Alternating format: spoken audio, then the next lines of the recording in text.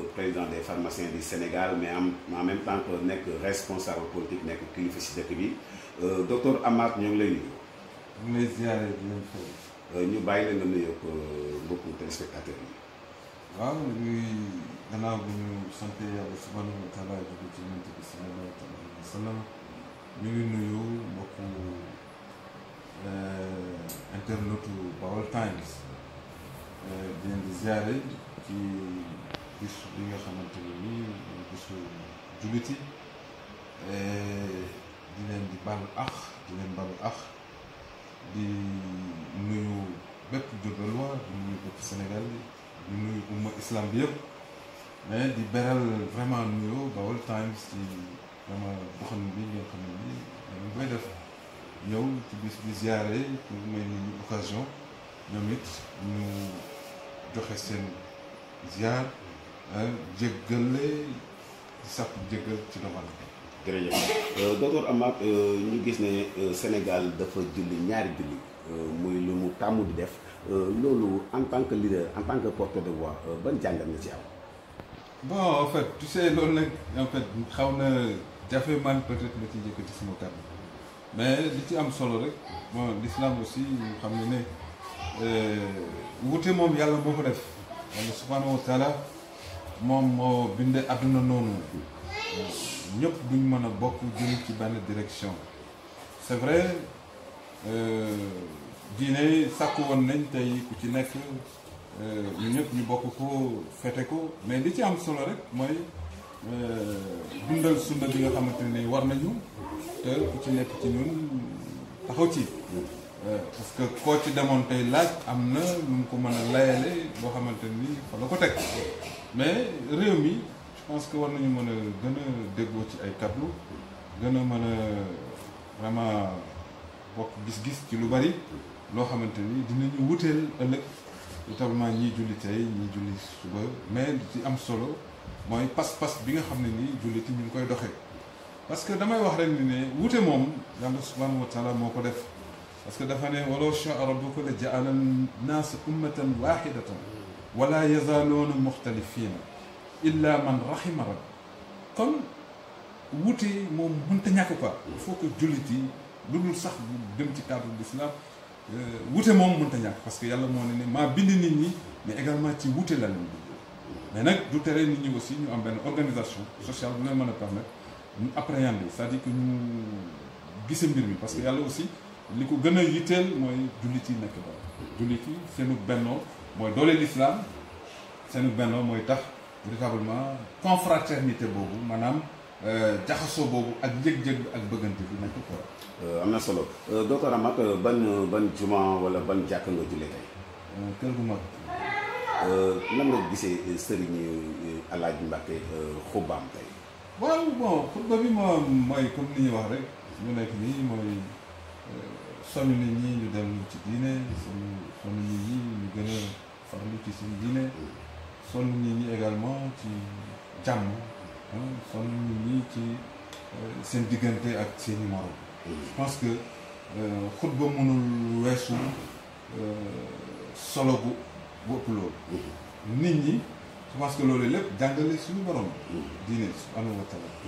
wala moom moo ñu njëkk a digale que d'ailleurs l'islam baat bi li ko sos mooy jàmm. assalaam. je pense que donc jullit yi dañu war a dund quand même jàmm bi. suñu diggante également aussi il faut que nit ñi mu nekk lu sincère. je pense que il est important chaque fois dama koy wax que baal ma ax baal naa la ax les réseaux sociaux maa ngi jéggale maa ngi lay jéggalu maa ngi lay balu ax maa ngi lay nangam mais est-ce qu'en réalité aussi ñu ngi koy dund ci suñuy pratique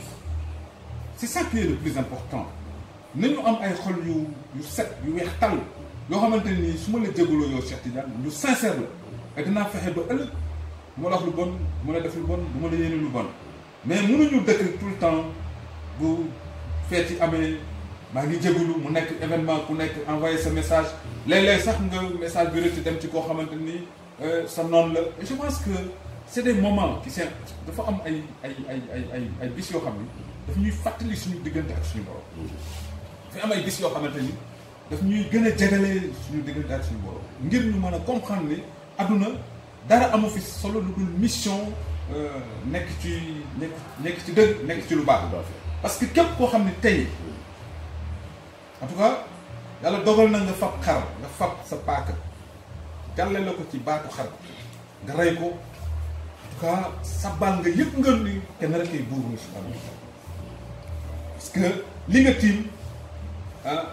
bakkan la ni yow nga fab paaka mën koo jaarale ci moom je pense que yàlla ni la may loolu am na lu mu lay jàngal pour que nga xam ne donc moom rek mooy buur moo tax gis nga ku ci nekk rey bi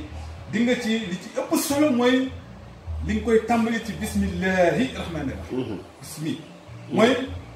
wa maa uhilla bihi li xayrillah maanaam rey ci lu dul turub suñu borom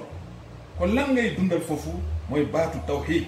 que benn yàlla rek subhanahu wa taala moom mooy ki ne te moom la ñuy dundal je pense que loolu tey am na lu muy jàngale également ci suñu diggante ak yonent yàlla Ismaïl jàngale goo xamante ni dugg na ci ñetti dimension diggante borom kër ak soxnaam diggante ay waajur ak seen doom je pense que là aussi nit ñi war nañ ci jànge luy tax société bi jëm ci kanam muy luy jëm ci kilifteef muy luy jëm ci nangu ndigal muy luy jëm ci sincérité muy luy jëm ci respect des engagements bis bi loolu war na mën a tax nit ñi ñu inspiré wu ci parce que yonent yàlla Ismaïl yàlla gis nga subhanahu wa taala boo demee ci suratul Maryam dafay wax yonent bi sallallahu taala alayhi wa sallam wazkur fi kitaabi Ismaïl dafa ne innahu kaana saadiqa alwaqdi wa kaana rasulan nabiyya wa kaana yaxmuru ahlahu bi salati wa zakati wa kaana inda rabbika mardiya gis nga yonent yàlla Ismaïl ni ko yàlla singularisé maanaam leeral ko wax ko yonent bi na ko na nga fàttaliku ci téere Ismaïl moom de nit ku dëgguloo je pense que là aussi c'est très important innahu kaana saadiqal wa'di wa kaana rasulan nabiyya mooy nit ku dëggu woon ci lépp loo xamante ni engagement am la woon je pense que loolu aussi il est important que dans une société pareille que bis yi ñu bañ a jàpp rek ni ay ñëw rendi la dem ay ñëw baal ma ak baal naa la je pense que ça va au-delà de cela war nañ ci am enseignement buñ ci tiré moo tax gis nga nii nga xamante ni nii tey moom la ñaan bi yonent yàlla Ibrahima taxawi dafa ni waj'alna muslimayni laka wa min zurriyatina ummatan muslimatan laka wa arina manasikana wa tub alayna innaka anta tawwabur rahim gis nga ko donc da lay wan ne bis bi li ci ëpp solo mooy tawhid que jaam bi delloo fàttaliku boromam que jaam bi dafa war a delluwaat ci également diggale suñu borom jaam bi également digganteem ak ay waajuram parce que moom nekk ci ndigalus lu ko waajuram wax moo ko yóbbewoon loolu na nga ko respecté moo tax yàlla également fay ko la nga ko fay donc tu vois que équilibre boobu moom mooy liy defar société je pense que Sénégal tey fi mu toll jaadu na quand même aussi fête yi ñu bañ a rek yem ci Mumbaay bi neex bi et parce que c'est fête la yoo xam ne ni war nañ cee mën a jóge amaat beneen doxalin ci suñu société. am na solo docteur Amath Niang leader la fii si diwaanu Njaaréem ñëpp xam ko aussi mu gérer benn mouvement kàddu gu mujj gi lan ngay wax askan wi ak ban ndëbanal ngay joxe. bon li may wax askan wi ma di leen balu ak di leen baal ak di wax ni ne ñu ngi jëm également ci jongante boo xamante ni jongante bu am solo la je pense que bu fekkee ni def nañ ko ci cadre démocratie ci cadre sénégalais bu nekk am sañu tànn nga bëgg am ci moom yaakaar ne vraiment moom moo ki gën ci réew mi je pense que coow war na bañ mën na bañ a am mais di ci appelé ku ci nekk ci ñun nga am beaucoup plus sens de responsabilité sens républicain xam également aussi que ay génération aussi et ñoom ñooy wutuwaat Sénégal li tubaab di wax rek les hommes passent et les institutions demeurent c'est-à-dire que le Sénégal moom à la kulli aal dafay nekk Sénégal donc génération bu mënti ñëw wala équipe bu mënti ñëw aussi dina dem bàyyi fii beneen équipe li ci ëpp solo nag mooy équipe bu ci nekk aussi ah nga bàyyi fi également loo xamante ni ndono la loo xamante ni également beneen ku ciy jotaati bu nekk jafe-jafe mais li may wax rek mooy am réew nag aussi dafa am ci ay fondamentaux yoo xamante ni faaw mu taxaw ci man damay wax ni ne ay homo complexe di ko wax parce que souvent léeg-léeg dañuy dégg nit ñi su nit waxee ñu ne waaye bu waxee dafay wax ne yàlla alxuraan nee na et je pense que tey lépp la preuve est là. lépp day dellu si waat ci diine quoi. lépp day dellu si waat ci ngëm-ngëm lépp dafay dellu si waat ci pas-pas. je pense que yàlla subhanahu wa taala digal nañu ba tey que ñu nekk réew ñu nekk askan. boo xamante ni dafa tegu. koonu qawwaamiina bil qist shuhadaa lillah